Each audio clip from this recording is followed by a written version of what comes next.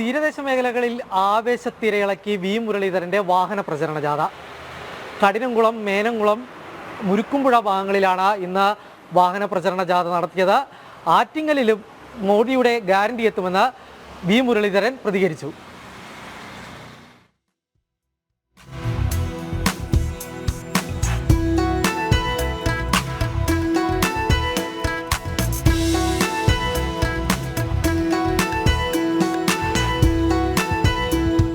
ചിറയിൻകീഴ് മണ്ഡലത്തിലെ മുരിക്കുംപുഴ, കഠിനംകുളം, മേനംകുളം ഭാഗങ്ങളിലെ 30-ലധികം സ്വീകരണ കേന്ദ്രങ്ങളിലൂടെയാണ് വി മുരളീധരന്റെ വാഹന പ്രചാരണ ജാഥ കടന്നുപോയത്.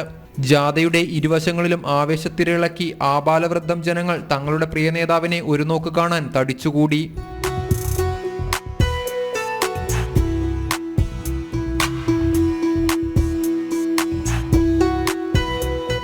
സ്ഥാനാർത്ഥി പര്യടനത്തിന്റെ ചിറയിൻകീഴ് മണ്ഡല പ്രചാരണ ജാഥയുടെ ഉദ്ഘാടനം BJP സംസ്ഥാന ഉപാധ്യക്ഷ VT രമ നിർവഹിച്ചു.